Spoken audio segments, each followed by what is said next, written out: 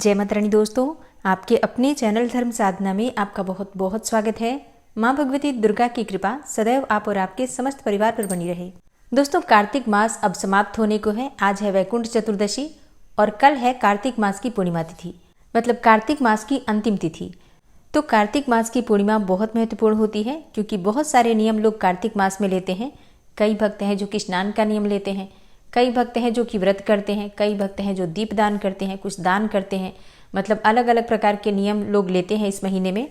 और फिर पूरे कार्तिक मास में जो भी नियम लिया जाता है उसका पालन हम करते हैं और फिर कार्तिक मास की पूर्णिमा पर जो भी हम नियम लेते हैं उसका उद्यापन करते हैं।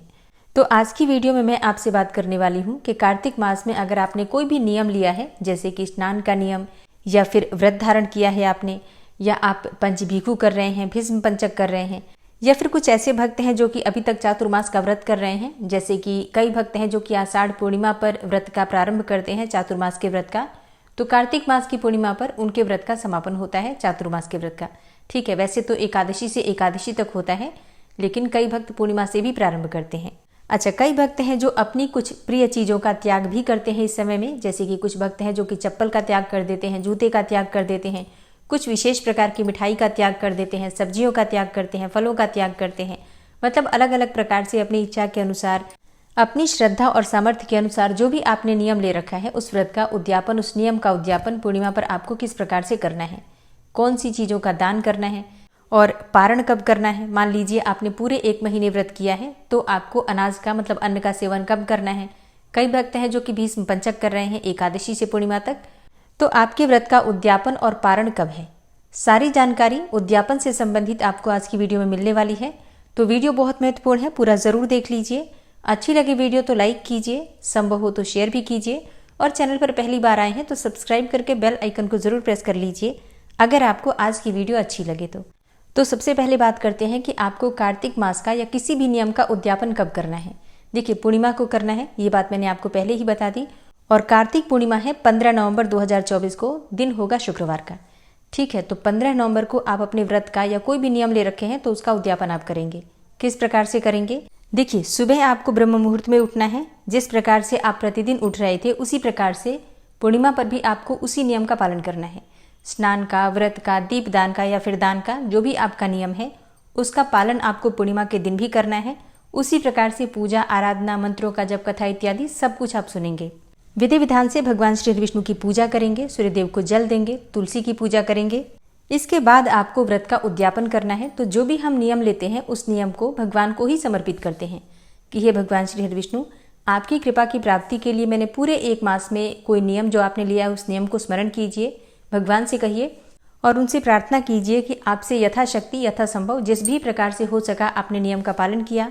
इस दौरान पूजा पाठ में, व्रत में या फिर स्नान इत्यादि में किसी भी प्रकार की कोई भूल चूक हुई हो तो इसके लिए क्षमा प्रार्थना कर लीजिए। और फिर कार्तिक मास की पूर्णिमा है, अगर आपने व्रत धारण कर रखा है पूरे महीने का या फिर भीष्म पंचक का या कोई भी व्रत अगर आपने किया है तो आपको ब्राह्मण को भोजन अवश्य कराना है। अब इसमें ब्राह्मण दंपत्ति को भोजन कराया जाता है, जैसे कि पति पत्नी, ब्राह्मण ब्राह्मणी दोनों आपके घर आते हैं, आप उनके चरण स्पर्श कीजिए, सात्विक भोजन बनाकर रखिए। खीर, पूड़ी, सब्जी इत्यादि जो भी आपसे बन पड़े शुद्ध सात्विक भोजन बनाकर भगवान को भोग लगाने के बाद ब्राह्मण को भोजन करवाइए और फिर अपनी इच्छा के अनुसार दान दक्षिणा जो भी आपसे बन पड़े आपको देना होता है। कितने ब्राह्मण और ब्राह्मणी को भोजन कराना चाहिए तो देखिए, ये तो अपनी इच्छा पर निर्भर करता है, सामर्थ्य पर निर्भर करता है, लेकिन कम से कम 1 ब्राह्मण और ब्राह्मणी मतलब 1 दंपत्ति आपके घर में अवश्य ही भोजन करने चाहिए।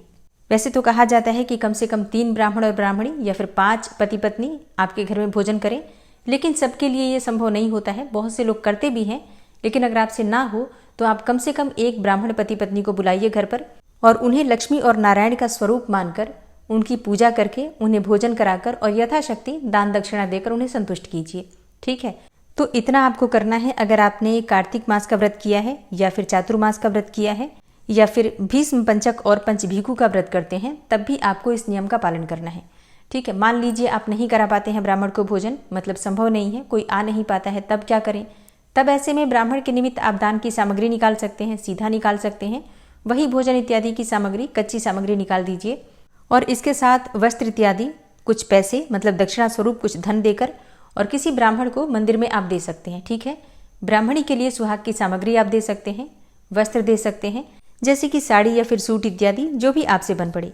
देखिए, कुछ चीज़ें तो आवश्यक होती हैं, अगर हमारे सामर्थ्य में है तो कुछ चीज़ों का अवश्य ही दान करना चाहिए। जैसे कि कार्तिक मास की कथा में आप सुनते भी हैं कि अपनी इच्छा अपनी सामर्थ्य के अनुसार दान अवश्य देना चाहिए।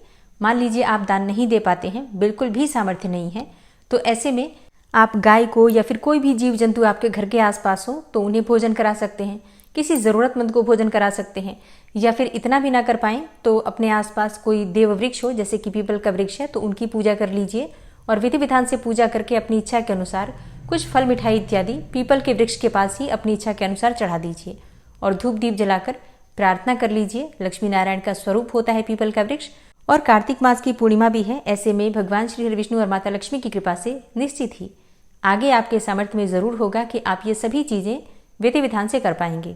तो ये तो हो गया कार्तिक व्रत या फिर चातुर्मास का व्रत, भीष्म पंचक के व्रत का उद्यापन का विधान। दान, जैसा मैंने आपको बताया, अपनी शक्ति सामर्थ्य के अनुसार जो भी आपसे बन पड़े, वस्त्र, धन इत्यादि जो आप दान करना चाहें। अब बात आती है कि अगर आपने स्नान किया है पूरे कार्तिक मास में और व्रत नहीं किया है, तब क्या दान करें। देखिए, अगर आपने स्नान किया है तो ऐसे में कहा जाता है कि बाल्टी और कोई पात्र जिससे आप स्नान करते हैं, जैसे कि बाल्टी और आप पीतल का लोटा ले सकते हैं या कोई भी धातु का लोटा आप दान कर सकते हैं। मतलब जिस वस्तु से हम स्नान करते हैं उस वस्तु का दान किया जाता है। तो प्लास्टिक की बाल्टी का दान ना करें, छोटी सी ही सही, पर पीतल की बाल्टी या फिर स्टील की बाल्टी आप ले लीजिए, उसी का दान कर दीजिए। ठीक है, धातु का दान करना ज़्यादा श्रेष्ठ है। और अब जैसे कि कई भक्त हैं जो कि दीप दान करते हैं पूरे कार्तिक मास में, अगर आपने कोई भी नियम नहीं लिया है, सिर्फ दीप दान भी कर रहे हैं, तो भी आपके लिए इस दिन उद्यापन करना आवश्यक है। क्या दान करेंगे आप आज के दिन? आप दीपक का दान करते हैं। आप चाहे तो कोई धातु का दीपक ले लीजिए, जैसे कि पीतल का दीपक या फिर तांबे का दीपक, चांदी का दीपक, जो भी आपसे बन पड़े। और कोई भी चीज़ ना हो तो मिट्टी का दीपक भी ले सकते हैं। उसमें आपको घी डालना है और उसके साथ ही बाती भी डाल दीजिए, मतलब गोल वाली, लंबी वाली, कोई सी भी बाती डाल दीजिए। जो भी आपने पूरे महीने में प्रज्वलित किया है वही बाती डाल सकते हैं। और ये दीपक, बाती और घी किसी ब्राह्मण को आप दान करते हैं, ठीक है, या फिर मंदिर में पुजारी जी हैं तो आप उनको दान कर सकते हैं। अच्छा, पूरे कार्तिक मास में कई भक्त ऐसे हैं जो कई चीज़ों का त्याग करते हैं। जैसे कि कई भक्त हैं जो कि चप्पलों का त्याग करते हैं, जूते का त्याग करते हैं। कुछ भक्त हैं जो कि पूरे महीने में नए वस्त्र धारण नहीं करते हैं। कई भक्त हैं जो कि पूरे कार्तिक मास में मिठाइयाँ नहीं खाते हैं या कोई फल त्याग कर देते हैं, या बहुत सारी चीज़ें अपनी इच्छा के अनुसार लोग त्याग करते हैं। तो जिस चीज़ का हम त्याग करते हैं उसी चीज़ का हम दान करते हैं। उसके बाद ही हम कार्तिक मास की पूर्णिमा को दान करेंगे और फिर अगले दिन से मार्गशीर्ष मास की प्रतिपदा तिथि से उस वस्तु का प्रयोग हम करते हैं, ठीक है। पूर्णिमा को आपको वो प्रयोग नहीं करना है वस्तु, उस वस्तु का प्रयोग आप करेंगे मार्गशीर्ष मास की प्रतिपदा तिथि से, ठीक है। तो जैसे चप्पल आपने त्याग किया है तो चप्पल और जूतों का दान कर दीजिए किसी भी ज़रूरतमंद को, ठीक है, या फिर ब्राह्मण को। और अगर पूरे महीने में आपने कोई नया वस्त्र नहीं धारण किया है, मतलब इस प्रकार का आपने नियम लिया है, तो आपको नए वस्त्र किसी ब्राह्मण को या किसी भी ज़रूरतमंद को दान करना है। वैसे दान ब्राह्मण को ही कीजिए, क्योंकि भगवान विष्णु का दान हमेशा किसी ब्राह्मण को किया जाता है, इसके अलावा ज़रूरतमंद को किया जाता है, ठीक है। पहले ब्राह्मण को दीजिए और फिर अगर आपके सामर्थ्य में है तो आप ज़रूरतमंद को भी दे सकते हैं। और हाँ, जो भी चीज़ें आप दान करते हैं, चाहे ब्राह्मण को या फिर ज़रूरतमंद को, सुपात्र होना चाहिए, ठीक है। मतलब ब्राह्मण भी है तो वो कर्मकांडी ब्राह्मण होना चाहिए। और अगर किसी ज़रूरतमंद को भी दान करते हैं तो भी आप ध्यान रखिए वो सुपात्र लोग हों। फिर उन्हें जिस भी वस्तु की आवश्यकता है आप उन्हें उनकी आवश्यकता के अनुसार दान कर सकते हैं, ठीक है। अन्न का, धन का, वस्त्रों का, जो भी आपसे सेवा बन पड़े कर सकते हैं आप। अब जैसे कि कई भक्त हैं जिन्होंने पथवारी की पूजा की है पूरे कार्तिक मास में, तो अगर आपने घर में पथवारी लगाई है तो आप कार्तिक मास की पूर्णिमा पर पथवारी का भी विसर्जन करते हैं, लेकिन पहले विधि विधान से उसकी पूजा करते हैं। जैसे कि पथवारी की पूजा आप प्रतिदिन जिस प्रकार से भी कर रहे थे उसी प्रकार से आपको इस दिन भी पूजा करना है, पूर्णिमा के दिन भी। फिर इसके बाद से जैसे कि ज्वारे हम बोते हैं पथवारी में, तो आपको कुछ ज्वारे काटने हैं, उसमें से अपने घर में लॉकर में, तिजोरी में, या फिर बच्चों की बुक सेल्फ है उसमें रख सकते हैं, अलमारी में रख सकते हैं, या फिर घर की रसोई में भंडार कोष में रख सकते हैं। तो इस प्रकार से माँ लक्ष्मी का स्वरूप मानकर थोड़े से ज्वारे अपने घर में रख लीजिए और इसके बाद बाकी के जो ज्वारे हैं, जो पथवारी है, उसका आप विसर्जन कर सकते हैं, जल प्रवाह कर सकते हैं। अच्छा, बहते जल में, साफ जल में प्रवाहित किया जाता है, मतलब कहीं भी मत डालिएगा, जहाँ भी आप डालें ये ध्यान रखें कि आपने पूरे महीने में पूजा की है तो उसी प्रकार से उसका मान रखते हुए सही जगह पर विसर्जित कीजिए, ठीक है। और बहता जल ना मिले तो क्या करें? तो ऐसे में आप मिट्टी के नीचे, मतलब गमला जो है आप मिट्टी में भी दबा सकते हैं। घर में अगर खाली ज़मीन है, कहीं कच्ची ज़मीन है तो वहाँ दबा सकते हैं, या फिर आसपास कहीं पर भी कच्ची ज़मीन में दबा सकते हैं, ठीक है। तो इस प्रकार से पथवारी का विसर्जन आपको करना है। अच्छा, एक और चीज़, जैसे कि ब्राह्मण भोजन कोई भी करवा सकता है आप में से, मतलब जरूरी नहीं है कि जो लोग स्नान करेंगे व्रत करेंगे वही ब्राह्मण भोजन करवाएंगे। ब्राह्मण भोजन कोई भी करवा सकता है। मतलब पूरे महीने में अगर आपने कोई भी नियम नहीं लिया है, स्नान दान व्रत इत्यादि करने में आप असमर्थ रहे हैं किसी भी कारणवश, तो आप पूर्णिमा के दिन विशेष रूप से व्रत धारण कर लीजिए और ब्राह्मण दंपति को भोजन कराइए और अपनी शक्ति सामर्थ्य के अनुसार उन्हें दान दक्षिणा जरूर दीजिए। इससे भी आपको कार्तिक मास का पुण्य फल प्राप्त हो जाता है। तो ये अंतिम तिथि है, पूर्णिमा तिथि।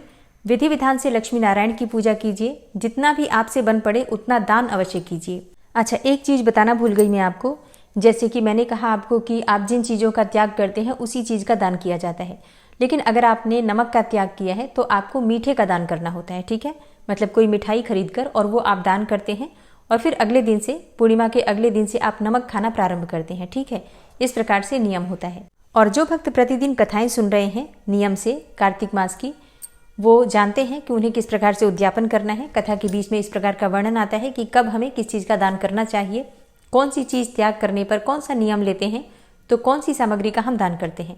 अच्छा, एक और चीज़, जैसे कि कथा के बीच में वर्णन आता है कि कथावाचक को अपनी सामर्थ्य के अनुसार दान देकर ही कथा श्रवण का लाभ हमें मिलता है।